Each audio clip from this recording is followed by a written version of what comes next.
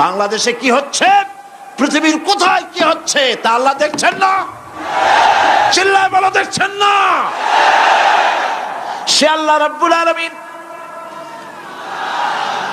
তিনি পরিষ্কার করে বলছেন, যারা নাকি মুমিন বান্দা তারা অহংকারী হয় না, ক্ষমতায় থাকুক ক্ষমতায় না থাকুক কোন অবস্থাতেই অহংকারী হতে পারে না।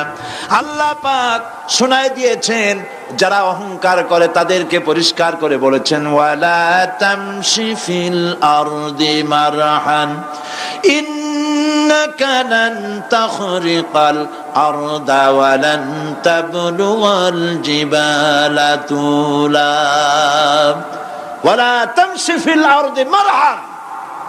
খবরদার, আমার জমিনের উপরে অহংকারের পদে বড় হেঁটো না। দেখছেন না কত আছে অহংকার করে হাঁটে, জমিনের উপরে জুতা পায়ে দিয়ে মচ মচ করে হাঁটতে থাকে। ওয়ালা তামশি ফিল আরদি মারহা ইন্নাকা লান তাখরিকাল আরদা। তুমি কি তোমার পদাঘাত দিয়ে আমার জমিনটারে ভাটায় দিতে পারবা? বলেন, পারবে? যদি শক্তি থাকে দাও লাথি, তোমার ঠ্যাং ভাঙবে, মাটির কিচ্ছু। ওয়ালান তাখরিকাল আরদা মা, তুমি আমার এই জমিনটাকে ধসাই দিতে পারবে না। আর ওয়ালান তাবলুগাল জিবালা তুলা, আর পাহাড়ের উচ্চতা লাফ দিয়ে তুমি ছাড়াই যেতে পারবে না। আমার জমিনও ফাটাইতে পারবে না লাথি দিয়া, লাফ দিয়া পাহাড়ের উচ্চতাও ছাড়াইতে পারবে না। তো এত লাফাও কেন? মুমিন কম লাফাও, শক্তি কম দেখাও। আল্লাহ রাব্বুল আলামিন আবার বলেন, ওয়া ইবাদুর রাহমানিল্লাযীনা ইয়ামশুনা আলাল আরদি হাওনা। আল্লাহর বান্দা যারা, সত্যিকারের বান্দা যারা, তারা দুনিয়ার বুকে বিনয়ের সাথে হাঁটে, মাথা নিচু করে বিনয়ের সাথে হাঁটে। সুবহানাল্লাহ বিহামদিহি। তুই আল্লাহর প্রতি ঈমানের সবথেকে বড় লাভ হচ্ছে আত্মমর্যাদা সম্পন্ন বানায়। ঈমান তাকে বিনয় এবং বিনম্র বানায়, অহংকারী বানায় না। আর অহংকার করে তুমি যাবা কই? কদ্দুর ক্ষমতা তোমার? আল্লাহ কোরআন শরীফের বহু আয়াত দিয়ে এই কথাগুলি বলেছেন। আর এটা গেল 2। 3 নম্বরে আল্লাহর উপর ঈমান আনার, আমি কি বলতেছি বলেন তো দেখি, ফায়দা। আল্লাহর উপরে ঈমান আনার 3 নম্বরের ফায়দা হলো, মুমিন ব্যক্তির মধ্যে বীরত্ব এবং নির্ভীক ভাব তার মধ্যে এসে যায়। সে নিজে মুজাহিদ, সে বীর, সে কাপুরুষ নয়। সুবহানাল্লাহ। আল্লাহর উপর ঈমানের কারণে বীরত্ব এবং নির্ভীকতার প্রশিক্ষণ তার মধ্যে তৈরি হয়ে যায়। কারণ মানুষের সবচেয়ে বড় ভয় হলো মৌতের। বলেন তো দেখি, বড় ভয় কিসের? বলেন সবাই। আর যারা বললেন না তারা, তাদের মৌতের কোনো ভয় নেই। মৌতের ভয় আছে কিনা? আছে। কিন্তু ভয় করে যাবেন কই? ভয় তো সেইটারে করা যায় যেটাকে ভয় করে এড়ানো যায়। এখন মৃত্যুকে ভয় করে আপনি কি এড়াইতে পারবেন? পারবেন? আল্লাহ পাক বলছেন, মুমিন নির্ভীক হবে, বীরত্বে পরিপূর্ণ হবে, কাপুরুষ হবে না, মৌতের ভয়তে পালায়ে বেড়াবে না।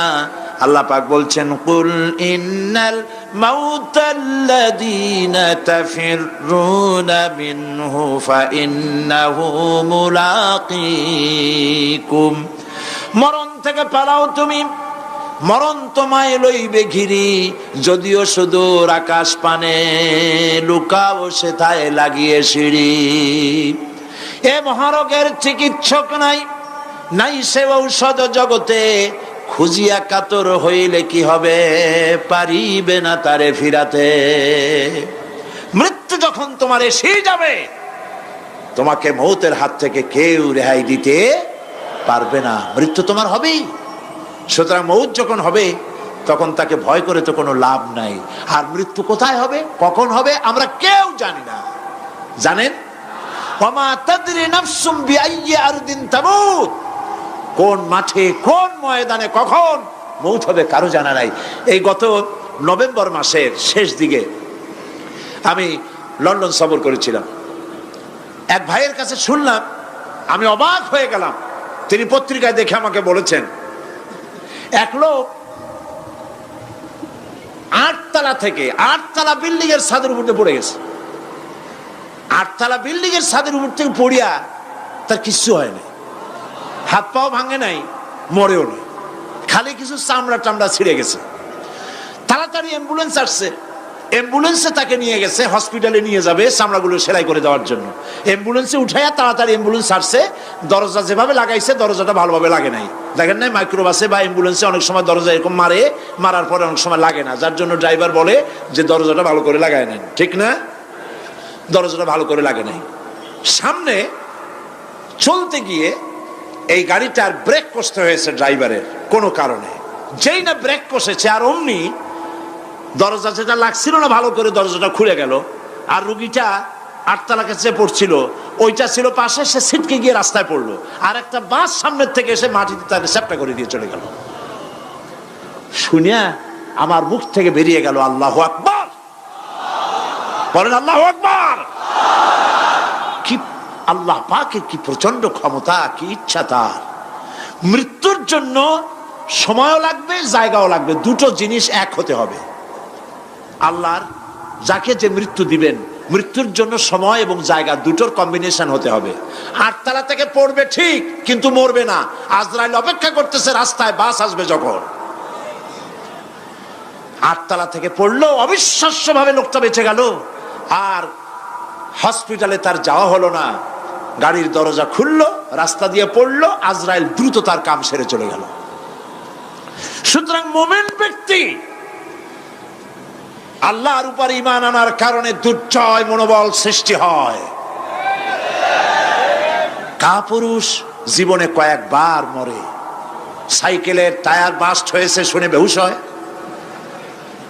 তারপরে ট্রাকের টায়ার বাস্ট হয়েছে শুনলে কানের তলা ফেটে যায়, বোম বাস্ট হয়েছে আওয়াজ শুনে হার্ট ফেল করে, পাতিশিয়ালের ডাক শুনলে কোনো হুশই থাকে না। এই হচ্ছে কাপুরুষদের কাজ।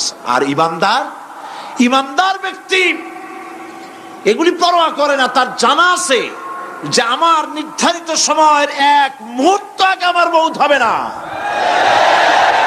তো মৌত যখন আমার জন্য অবধারিত, দুনিয়ায় আসছি যখন, মৌত যখন হবেই, সেই মৌত বিড়ালের মতো হোক তা কি চান? পাতিশিয়ালের মতো হোক তা কি চান? আমি তো বলি যে বিড়ালের মতো 500 বছর বেঁচে থাকার কোনো লাভ নাই। সিংহের মতো 5 মিনিট বাঁচুন। মির্জাফরের মতো 50 বছর বেঁচে থাকায় লাভ নাই। খালিদ বিন ওলীদের মতো, সিরাজউদ্দৌলার মতো বেঁচে থাকুন।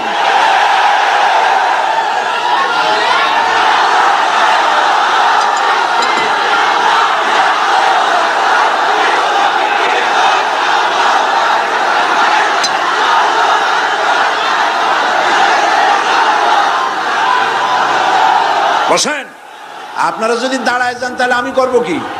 বসেন বসেন। সেই জন্য এই ক্ষণস্থায়ী জীবনকে কেন সেই অনন্ত সুখময় জীবনের জন্য উৎসর্গ করে দেব না, যা আল্লাহর কাছে পাওয়া যাবে কিয়ামতের দিন। দেখেন, মৃত্যু হওয়া উচিত মুসলমানদের, শাহাদাতের মৌত হওয়া উচিত। কি মৌত হওয়া উচিত? আল্লাহকে আজকে প্রাণ খুলে বলি, আল্লাহ জীবন তো নিবাই, সুতরাং জীবন যখন নিবা, মৌতটা শাহাদাতের মৌত তুমি আমাদের দান করে দিও। কাপুরুষের মতো মরতে চাই না, শাহাদাতের মৌত চাই। সুবহানাল্লাহ বলেন, আমিন বলেন। মুমিন ব্যক্তি তার বড় ফায়দা, সে সাহসী হয়।